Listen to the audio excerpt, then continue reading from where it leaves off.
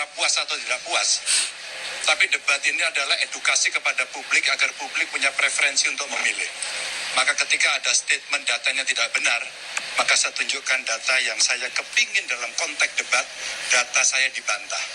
Sayang saya tidak mendapatkan itu. Maka ketika kita berbicara, sebaiknya kita sama-sama hati-hati.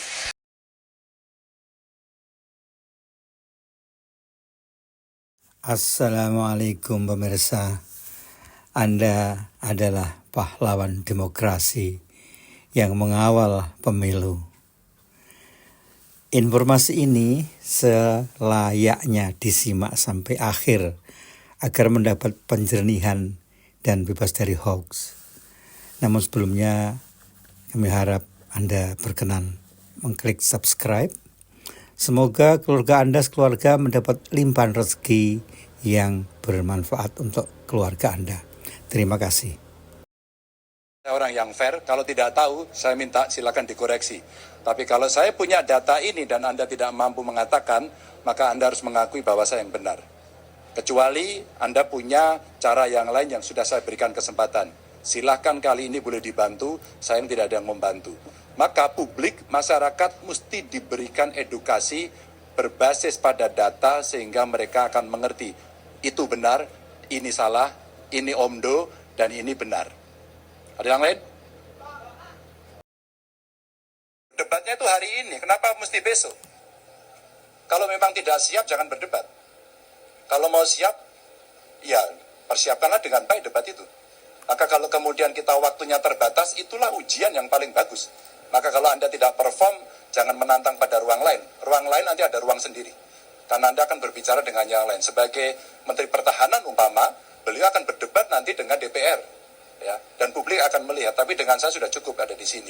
Maka publik kita minta untuk menilai bahwa saya mengajak untuk membandingkan data dan beliau tidak sanggup. Ada lagi? Cukup?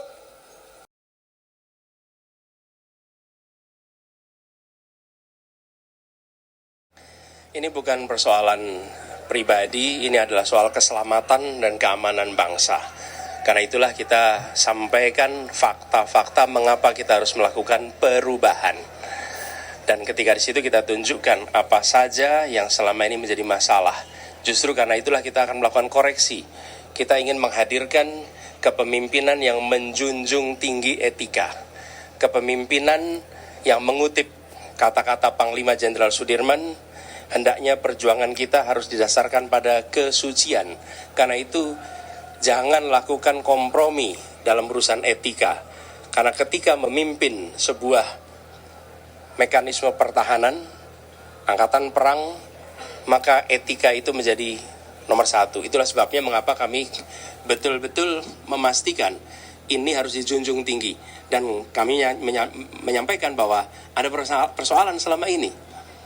Kami sampaikan sebagai bagian dari keinginan untuk Republik ini aman. Keinginan dari Republik ini bisa mempertahankan keselamatan setiap keluarga. Jadi ini adalah usaha kita untuk memastikan bahwa keamanan itu nyata. Jadi ketika tadi saya sampaikan ini adalah urusan negara, ini adalah urusan policy. Itulah sebabnya mengapa kami sampaikan gagasan-gagasan tadi. Dan dengan begitu, kami percaya rakyat Indonesia nanti bisa menyandingkan, bisa mengambil preferensi, bisa mengambil keputusan mana yang lebih tepat.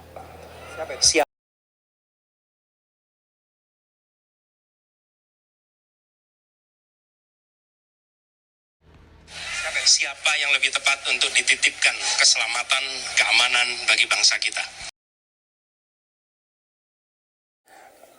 Pertama, Presiden akan menjadi panglima diplomasi dunia.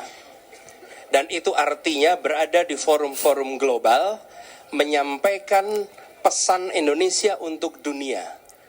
Selalu dalam kesempatan-kesempatan seperti itu ada protokolnya. Dan tidak mungkin diberikan kesempatan berbicara berjam-jam untuk menjelaskan. Ada batasannya. Justru kepemimpinan diharuskan bisa menguasai komunikasi, supaya gagasan bisa disampaikan dalam waktu yang diberikan. Dan ini bukan urusan antara satu pribadi dengan pribadi lain yang harus dijelaskan. Ini adalah forum untuk seluruh rakyat paham. Bukan ngopi di ruang yang tertutup. Jelaskan di forum tadi. Dan sesempit apapun waktu yang diberikan, gunakan untuk menyampaikan. Dan itu semua bisa disampaikan. Saya bicara di berbagai forum global, ya waktunya 1 menit, 2 menit. Tapi saya pernah menyampaikan di depan Sekjen PBB dalam waktu 2 menit. Dan gagasannya kemudian diterima oleh Sekjen PBB. Artinya apa? Ya memang kita harus menggunakan itu. Ini bukan antar pribadi. Jadi saya ingin garis bawahi, ini bukan ngopi bareng ditunjukin data. Keterbukaan di dalam menyampaikan pendapat itu penting. Dan transparansi itu diwujudkan. Kata-kata. Itu pesan pertama. Jadi ini bukan antar pribadi, tapi justru untuk rakyat Indonesia. Yang kedua,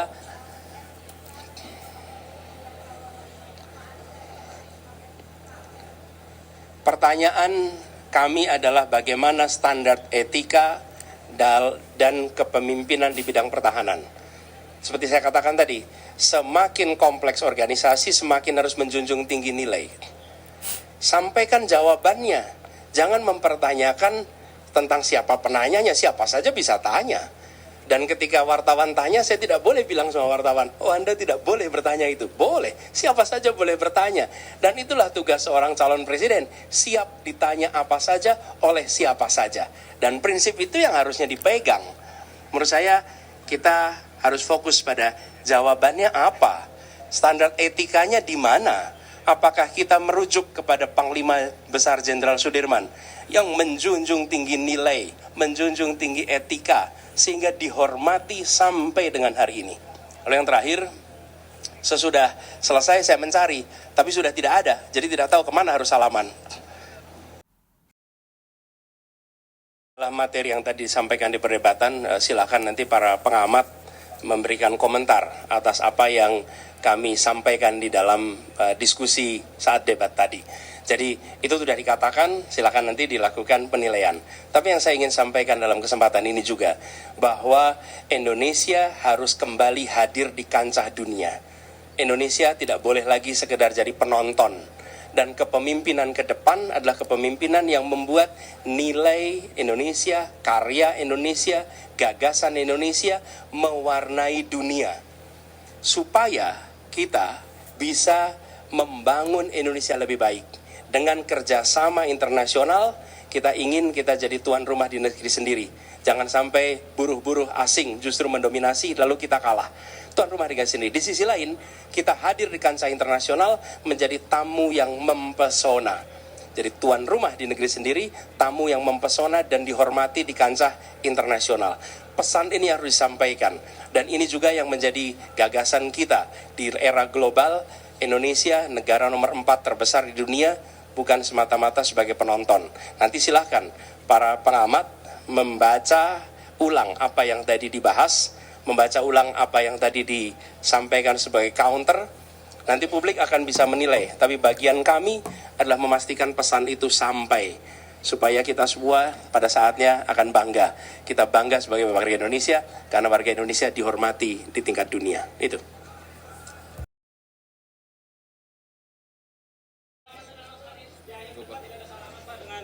Oh, dia nggak datang ke saya lebih tua dari dia. Saya lebih senior dari dia. Ya, oke. Terima.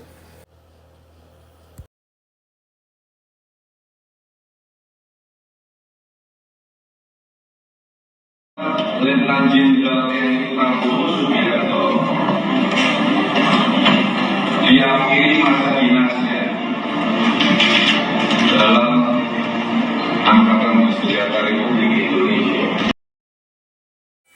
Anda juga mengungkapkan satu hal yang relatif sensitif, yaitu ketika ada sebuah gerakan tentara dan diduga kuat adalah dari Kostrad, kemudian Pangap, waktu itu Pak Wiranto, melaporkan kepada Anda bahwa ada gerakan tentara dari Kostrad ke istana dan juga ke kawasan Kuningan di rumah Anda. Dan rumus yang muncul waktu itu adalah gerakan kudeta yang dipimpin atau dikomandani oleh Prabowo Subianto sebagai Pangkostrat. Anda mendapatkan laporan itu dari Pangap. Reaksi Anda waktu itu bagaimana? Reaksi saya adalah saya memberikan petunjuk kepada Pangap untuk segera sebelum matahari terbenam Pangkostrat diganti, dan kepada penggantinya ditugaskan untuk segera mengembalikan semua pasukan-pasukan Kostrat ke tempatnya masing-masing.